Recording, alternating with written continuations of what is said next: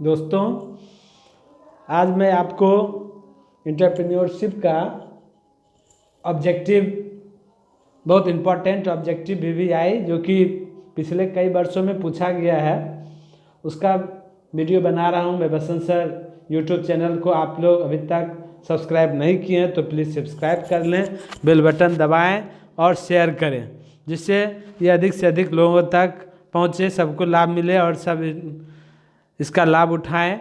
देखिए, आज 5 चैप्टर तक EPS के बुक से 5 चैप्टर तक जो ऑब्जेक्टिव है वो मैं आपको मेन ऑब्जेक्टिव बता रहा हूँ, उसको बढ़िया से देखें। कहता है, निम्न में कौन सा व्यावसायिक अवसर की पहचान को प्रभावित करने वाला घटक है? आंतरिक मांग की मात्रा, निर्मित अवसर, पर्यावरण में विद्यमान अवसर, इनमें से कोई नहीं। इसमें ए ऑप्शन सही होगा आपका, आंतरिक मांग की मात्रा सबसे पहला सही है। दूसरा कहता है, निम्न में कौन सा अवसर का प्रकार है? तो अवसर का प्रकार है प्रथम अवसर, निर्मित अवसर, अंतिम अवसर। तो इसमें निर्मित अवसर है।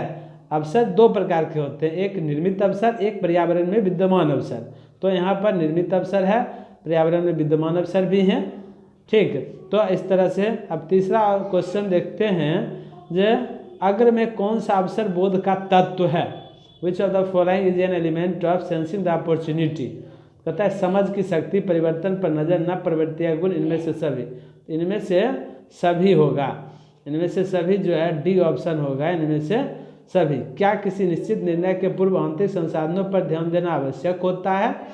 कहता है हाँ, जरूरी है, आवश्यक होता है। आंतरिक एक जो निश्चित निर्णय के पूर्व आंतरिक संसाधन ध्यान देना जरूरी है। उद्यमी है, कहता है उद्यमी जो है एंटरप्रेन्योर, वो मैनेजर, प्रबंधक होता है, संचालक, कर्मचारी, जोखिम लेने वाला। जोखिम लेने वाला होता है, रिस्क टेकर होता है। निम्नलिखित में कौन सा अवसर का प्रकार है? जो हम बता रहे थे आपको, पर्यावरण में विद्यमान अवसर, निर्मित अवसर, उपरोक्त ए और बी दोनों। ए और बी दोनों होता है, पर्यावरण में विद्यमान अवसर और निर्मित अवसर दोनों होते हैं। 7 नंबर क्वेश्चन कहता है, निम्न में कौन सी व्यवसाय से जुड़ी एक समस्या है? तो व्यवसाय से जुड़ी एक समस्या है, वो है, कहता है लाभ, मुद्रा, बिक्री, रिस्क मैनेजमेंट, जोखिम प्रबंधन जो है वो। कहता है अवसर से हमारा अभिप्राय क्या है? अवसर से मतलब क्या है? विचार जो व्यावसायिक उपक्रम में परिणत हो जाए, लाभ कमाना, अवसर परिस्थिति उन्मुख होता है, इनमें से सभी। इनमें से सभी होता है। कहता है अवसर कितने प्रकार के होते हैं? तो अवसर हम आपको बताएं 2 प्रकार के होते हैं, एक पर्यावरण में विद्यमान अवसर और दूसरा निर्मित अवसर। तो 2 प्रकार के हो गए। अगला क्वेश्चन देखिए, जो आर्थिक नीतियां निर्धारित करती है। आर्थिक नीति जो है निर्धारित करती है व्यवसाय की मात्रा, व्यवसाय की दिशा और मात्रा दोनों निर्धारित करती है। अगला, सामाजिक व्यवहार संबंधित नहीं होता है। सामाजिक व्यवहार संबंधित नहीं होता है, जनता है तो वस्तुओं के उत्पादन से, अनैतिक व्यवहार का परिवर्जन, सामाजिक बाध्यता की पूर्ति, लाभ अर्जन प्रक्रिया, प्रॉफिट अर्निंग प्रोसेस है, ये लाभ अर्जन प्रक्रिया है। और से होगा डी।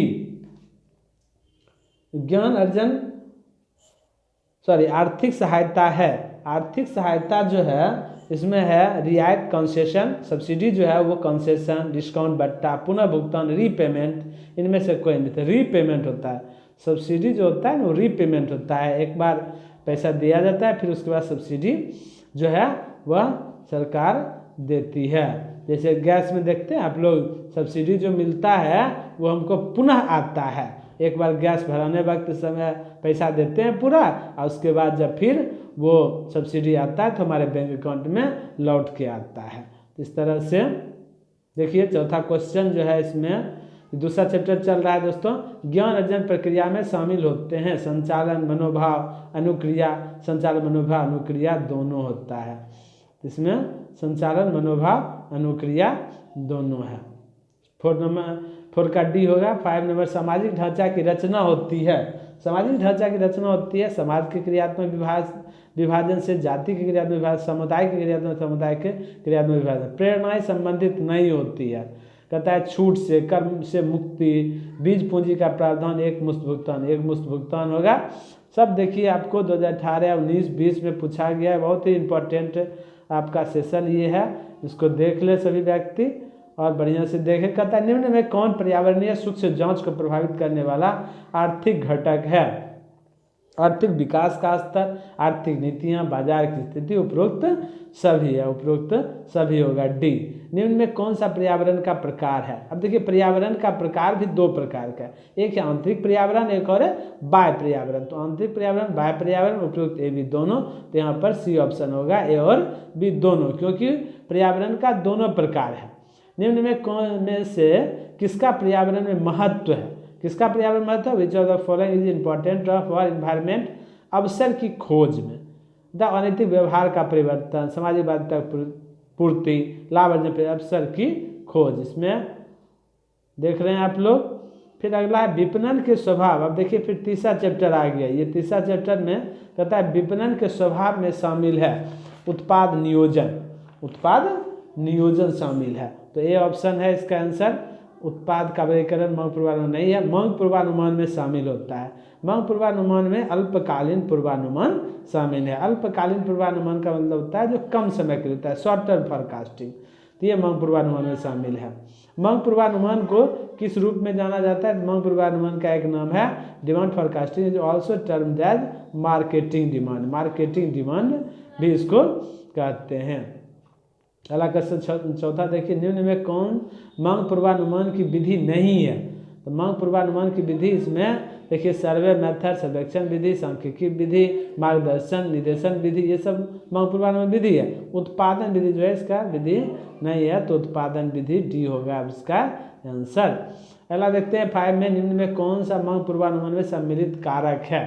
तो पूर्वानुमान की लंबाई, पूर्वानुमान के स्तर, उत्पाद का वर्गीकरण, उपरोक्त सभी, डी ऑप्शन होगा उपरोक्त सभी। मांग पूर्वानुमान को निम्न में से किस रूप में जाना जाता है? तो विपणन, विपणन के रूप में जाना जाता है। ठीक है, मांग पूर्वानुमान को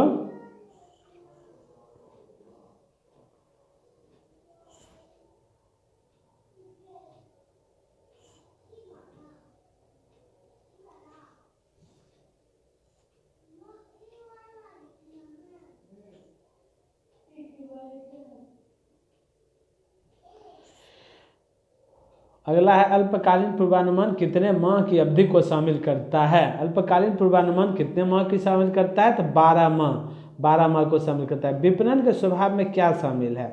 तो उत्पाद नियोजन शामिल है। क्या शामिल है विपणन के स्वभाव में? उत्पाद नियोजन, ये होगा आंसर इसका आपको। अगला देखते हैं, मांग पूर्वानुमान में क्या शामिल है? तो अल्पकालीन पूर्वानुमान शामिल है, सी ऑप्शन होगा इसमें। निम्न में कौन सा घटक बाजार मूल्यांकन प्रभाव डालता है? तो बाजार पर मूल्यांकन प्रभाव डालता है सूक्ष्म वातावरण, उत्पाद की लागत, मांग, इनमें से कोई नहीं। तो इसमें से होगा आपका, इसमें सूक्ष्म वातावरण प्रभावित करता है। 10 में क्या होगा? सूक्ष्म वातावरण, यहाँ थोड़ा टिक गलती लगा हुआ है, बी में सूक्ष्म वातावरण होगा। कहता है जे कंपनी का विपणन वातावरण उन सब घटकों और शक्तियों से होता है जिसका प्रबंध की क्षमता को विकसित करने तथा वांछित उपभोक्ताओं को सफलतापूर्वक विपणन क्रियाओं को करने से होता है। यह कथन किसका है? तो कोटलर एवं आर्मस्ट्रॉन्ग का है, ये बी नंबर ऑप्शन ठीक है, एकदम सही है। अब देखिए अगला 12 नंबर में कहता है बाजार मूल्यांकन के लिए, बाजार मूल्यांकन के लिए निम्नलिखित बातें आवश्यक है। तो आपूर्ति, मांग, प्रतिस्पर्धा प्रकृति, तो सभी है इसमें बाजार मूल्यांकन के में, ये सभी बातें आवश्यक है। बाजार मूल्यांकन को कौन सा तत्व प्रभावित नहीं करता है? कौन सा तत्व प्रभावित नहीं करता है? तो बाजार मूल्यांकन जो है इसको प्रभावित करता है, नहीं करता है मांग, डिमांड जो है इसको प्रभावित नहीं करता है। कहता है बाजार की मांग को जाना जाता है, तो मांग की भविष्यवाणी के रूप में भी जाना जाता है इसको, बाजार की मांग को मांग की भविष्यवाणी के रूप में भी जाना जाता है। अब अगला चैप्टर आते हैं 4 नंबर चैप्टर का। फिर पहला देखिए, ये बहुत इंपॉर्टेंट क्वेश्चन है। व्यवहार्यता अध्ययन में निम्न में से किसका अध्ययन किया जाता है? तो लागत, मूल्य, संचालन, उपरोक्त सभी, उपरोक्त सभी। कल भी एक क्वेश्चन आया था। एक उद्यमी कामगार और डैश दोनों होता है, कामगार और स्वामी दोनों होता है। उद्यमी जो होता है वो मालिक भी होता है, कामगार भी होता है। उद्यमी को निम्न में से कौन सा दायित्व पूरा करने का उत्तरदायित्व है? कहता है इसमें जो सांविधिक स्ट्रेटेजी मैनेजरियल उपरोक्त ए से नाइदर ए और बी नॉर उपरोक्त दोनों। तो उद्यमी को कौन सा दायित्व पूरा करना पड़ता है? इसमें आपका होगा दोनों होगा, दोनों उपरोक्त दोनों, डी होगा ऑप्शन इसमें, दोनों होगा डी। निम्न में से किसका उत्पाद या सेवा का चुनाव करते समय ध्यान रखना जरूरी है? तो उत्पाद या सेवा का चुनाव करते समय कहता है बाजार का निर्धारण, व्यवहारिकता, प्रतियोगिता, उत्पाद नियोजन। तो उत्पाद नियोजन को ध्यान रखना जरूरी है।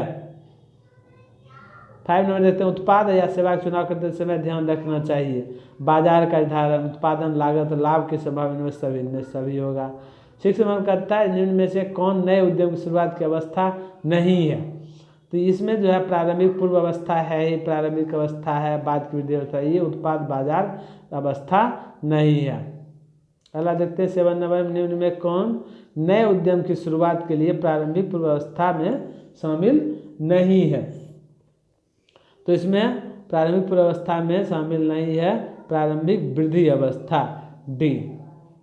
अब अगला चैप्टर देखते हैं 5 नंबर चैप्टर में कहता है उपक्रम का चुनाव निर्भर करता है। उपक्रम का चुनाव निर्भर करता है ये एकाकी व्यापार, साहसिक अधिकार, साहसिक की स्वयं की योग्यता, सी होगा साहसिक की स्वयं की योग्यता। प्रारंभिक जांच के लिए किस पहलू या किन पहलुओं पर ध्यान देना आवश्यक है?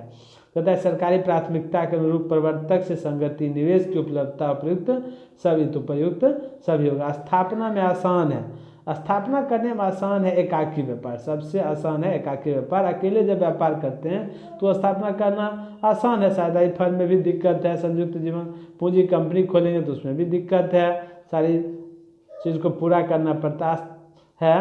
4 नंबर क्वेश्चन देखिए, कहता है उपक्रम का चुनाव करते समय ध्यान देने योग्य बिंदु है उत्पाद, विपणन, पूंजी की उपलब्धता, उपयुक्त में से कोई नहीं। पूंजी की उपलब्धता ध्यान रखना बहुत जरूरी है। एक उपक्रम की स्थापना करते समय उद्यमी को जिस तत्व पर ध्यान रखना चाहिए वह है, कहता है व्यवसाय का चयन, इकाई का आकार, वित्तीय साधन, उपयुक्त सभी, तो प्रयुक्त सभी होगा। इसमें यदि उत्पादन छोटे पैमाने पर है तो एक उद्यमी को कौन सा प्रारूप पसंद करना चाहिए? एकाकी व्यापार करना चाहिए। जिन्हें कौन सा व्यवसाय के विस्तार से जुड़ी समस्या नहीं है? तो जोखिम प्रबंध, लाभ नियोजन एवं व्यय नियंत्रण, मूल्य निधि, मांग की प्रवृत्ति, तो मांग की प्रवृत्ति समस्या नहीं है, ये सब तो समस्या है, जोखिम प्रबंध तो समस्या है ही। अगला देखते हैं दोस्तों, इसमें 8 नंबर में डैश बाजार में पूर्णता की स्थिति को सृजित करता है जो अंततः बिक्री एवं लाभ में वृद्धि करता है। आविष्कार, इनोवेशन, कुछ भी इनोवेशन करते हैं, नया खोज करते हैं, ये बाजार में पूर्णता की स्थिति को सृजित करता है और ये बिक्री को बढ़ाता है। एक सफल उपक्रम की आवश्यक शर्त है सुप्रभावित संस्थागत लक्ष्य, प्रभावपूर्ण नियोजन, ए और बी दोनों, तो ये दोनों हो जाएगा। व्यवसाय का डैश भी व्यवसाय के प्रारूप को निर्धारित करता है, आकार, साइज भी उसके प्रारूप को निर्धारित करता है, उसमें स्थान, लो, स्टडी, अध्ययन कोई जरूरी नहीं है। अगला देखते हैं, एक सफल उद्यमी में अवश्य ही गुण होने चाहिए। क्या गुण होने चाहिए? नेतृत्व का, नियंत्रण का, नवप्रवर्तन का, इनमें से सभी का।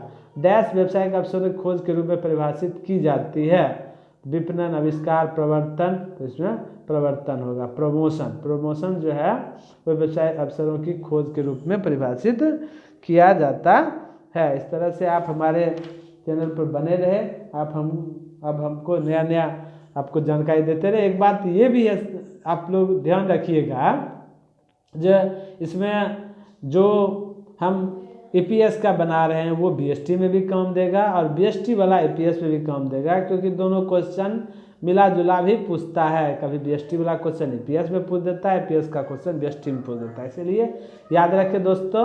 और BST का भी जो है वो EPS वाला भी वीडियो ज़रूर देखें, नहीं तो फिर दिक्कत में पड़ जाइएगा। धन्यवाद।